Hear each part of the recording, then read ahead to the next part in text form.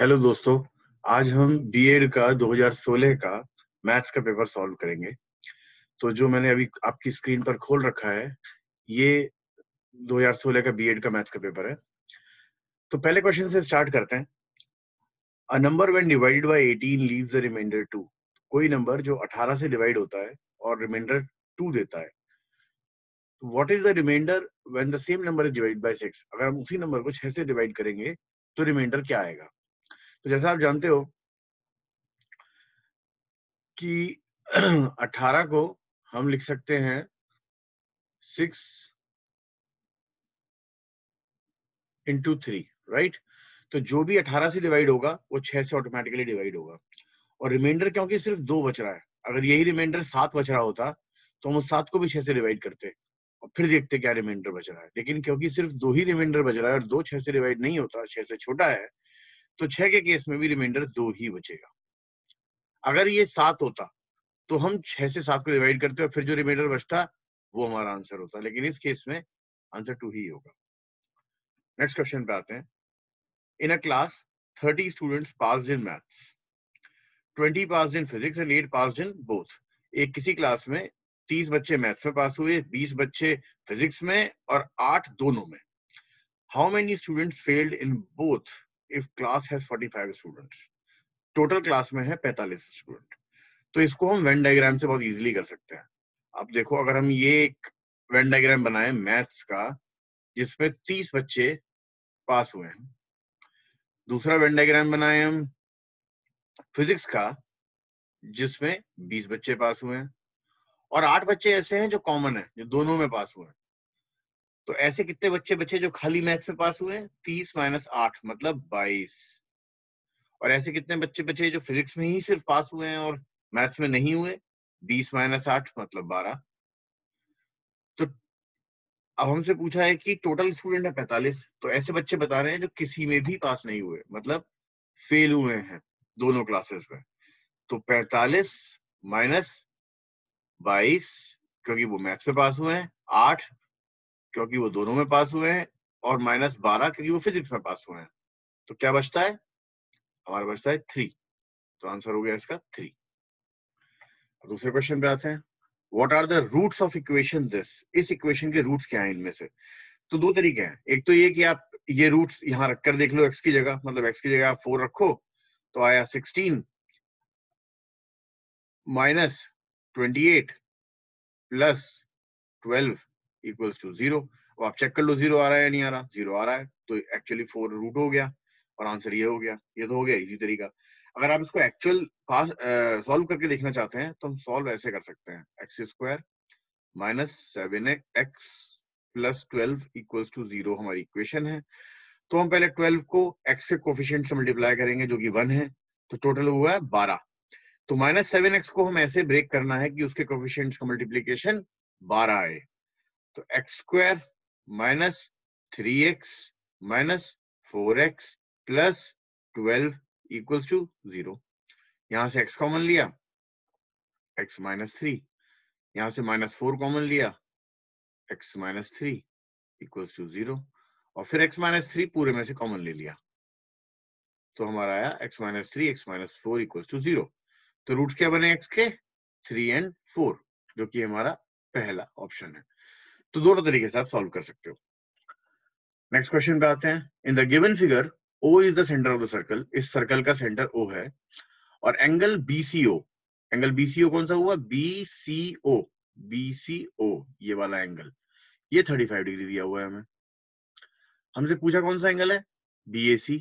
BAC कौन सा angle हुआ? ये वाला पूरा एंगल हुआ। ठीक है। अब ये हमें पता है कि OC, OB और OA तीनों जो है रेडियस है इस सर्कल की। तो क्योंकि OC और OB दोनों रेडियस हैं तो ये इक्विलेटरल, ये आइसोसेलेस ट्रायंगल हुआ OCB। तो ये एंगल भी 35 होगा। और अब हमें ये देखना है कि ये कैसे निकाल सकते हैं। तो अगर हम बड़ा वाला ट्रायंगल देखें ABC, इसके अंदर ये वाला पूरा एंगल जो होगा वो क्या होगा? Angle ACO plus 35। तो एंगल ACO प्लस 35 प्लस ये वाला angle, 35 plus angle OBA, angle OBA, ठीक है, प्लस एंगल BAC जो हमसे पूछा है। इन सब का सम क्या होगा? 180 डिग्री, क्योंकि हर एक ट्राइंगल के सारे एंगल्स का सम होता है 180 डिग्री। तो एंगल ACO जो है, एंगल ACO जो है, ये किसके बराबर है? ये एंगल CAO के बराबर है, ठीक है, इस वाले एंगल के बराबर है, क्योंकि OA और OA और OC भी रेडियस है। ऐसे ही ये वाला एंगल जो है वो इस एंगल के बराबर है, क्योंकि ये दोनों रेडियस है। तो OBA और OAB भी बराबर हो गए। तो अब एंगल, अगर इसको हम 1 लिख लें, इसको 2 लिख लें, और इसको 3 लिख लें, और इसको 4 लिख लें, तो कैसे होगा? एंगल 2 इक्वल टू एंगल 1 और एंगल 4 इक्वल टू एंगल 3। तो एंगल 1 प्लस 3 तो हमारा BAC ही बना रहा है, और एंगल 4 प्लस 2 भी एंगल BAC ही बनाएगा, क्योंकि 2 1 के बराबर है और 4 3 के बराबर है। तो हम एंगल OBA जो कि ये वाला था, और OCA जो कि ये वाला था, इन दोनों को जोड़कर भी एंगल BAC ही लिख सकते हैं। तो angle BAC plus angle BAC, 2 angle BAC plus 70, 35 plus 35 equals to 180। तो 2 एंगल BAC कितना आ गया हमारा? 180 माइनस 70 जो कि 110 है। तो एंगल BAC कितना आ गया? 55 डिग्री। आंसर हो गया 55। नेक्स्ट क्वेश्चन पे आते हैं। Find the value of a into a 3/2 then a की पावर 2। तो अगर आप इसको ध्यान से देखोगे तो इसके अंदर बेसिकली हो क्या रहा है, जब हम सारे a मल्टीप्लाई करेंगे तो इनकी पावर ऐड हो जाएंगी। तो क्या आएगा? a की पावर, यहाँ क्या है 1, प्लस यहाँ क्या है 3/2, प्लस यहाँ क्या है 2, प्लस यहाँ क्या है 5/2, फिर ऐसे ऐसे करते हुए 5 तक आएगा। अब इसमें अगर आप ध्यान से देखोगे तो a की पावर 1 जो है, 1 को हम 2/2 लिख सकते हैं, 3/2 प्लस 2 को 4/2 लिख सकते हो, प्लस 5/2, ऐसे 5 को 10/2 लिख सकते हो। 1/2 अगर हम कॉमन निकाल लें इसमें से, पूरे में से, तो अंदर क्या बचा? 2 प्लस 3 प्लस 4, कहां तक? 10 तक। अब 2 प्लस 3 प्लस 4 10 तक हम अगर ऐड करना चाहते हैं तो इसका फॉर्मूला क्या होता है? n plus 1/2।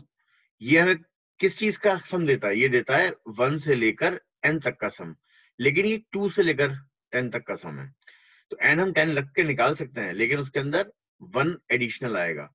तो हम इसमें क्या कर सकते हैं? इसमें -1 कर सकते हैं। अब हमारा 2 से लेकर 10 तक का ये सम दे देगा अगर हम n की जगह 10 रखते हैं। तो चलो n की जगह आप 10 रख दो, तो ये क्या बनेगा? ये बनेगा 10 इंटू 11 अपॉन 2 माइनस 1। तो ये कितना आया? 2 5 10, 55 माइनस 5 1, 54, और इसका सम आ गया 54। 54 अपॉन 2 इज इक्वल्स टू 27। तो a की पावर 27 इज द आंसर।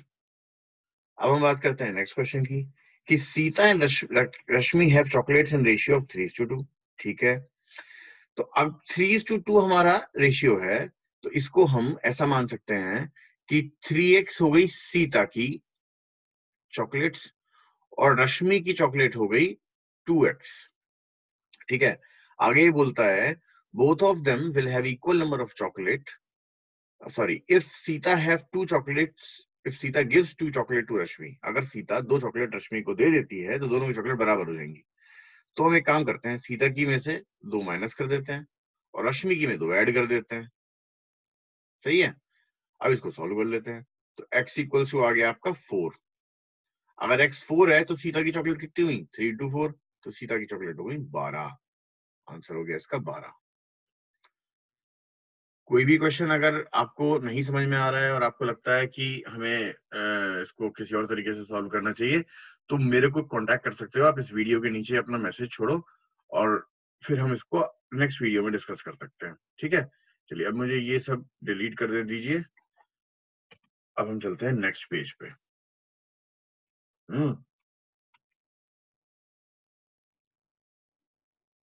आ गए नेक्स्ट पेज पे।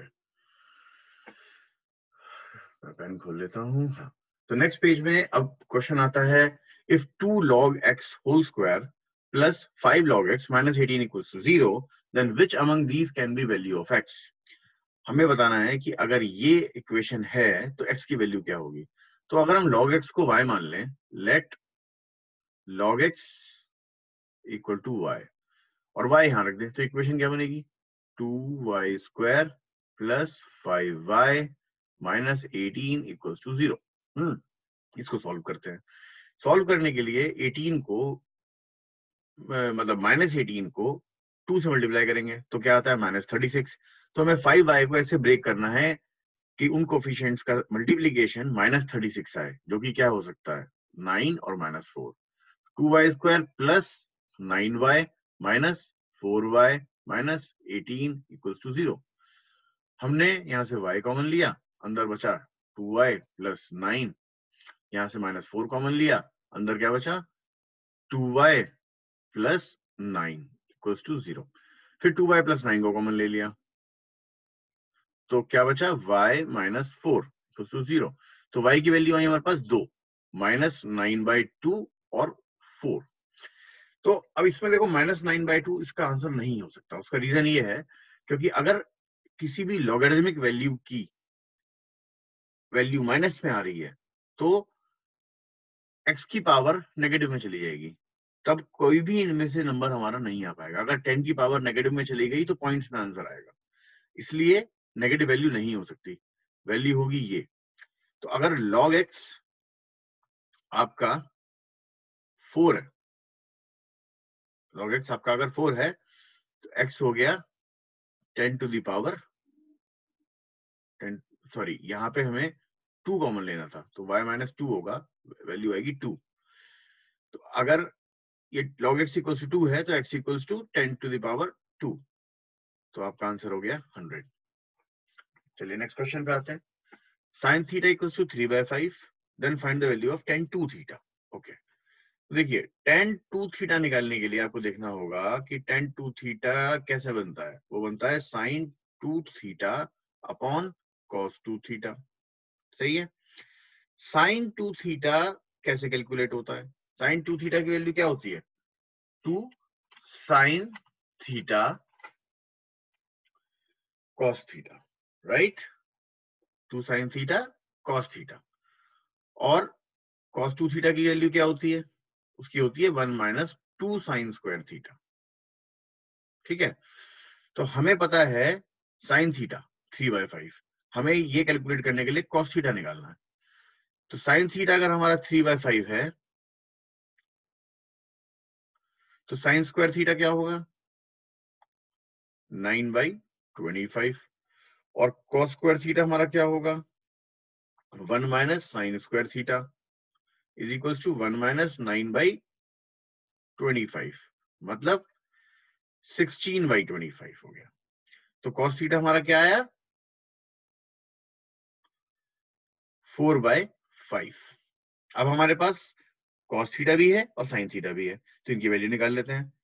इसकी वैल्यू क्या आएगी 2 into sine theta into cos theta. Sine theta हमारा 3/5 और cos थीटा हमारा 4/5 है, तो 2 इंटू 3/5 इंटू 4/5, और cos 2 थीटा की वैल्यू हमारी क्या आई 1 माइनस 2 साइन स्क्वायर थीटा, और साइन स्क्वायर थीटा हमारा 9/25, तो 1 माइनस 9/25, तो ये हमारा बना इंटू 2, तो ये हमारा बना 25 माइनस 18 मतलब 7/25। अब हमें इसको इससे डिवाइड करना है और हमारा आंसर आ जाएगा। तो tan 2 theta is equals to this, ये कितना होगा 2 इंटू 3 इंटू 4 अपॉन 25 पूरा अपॉन 7/25।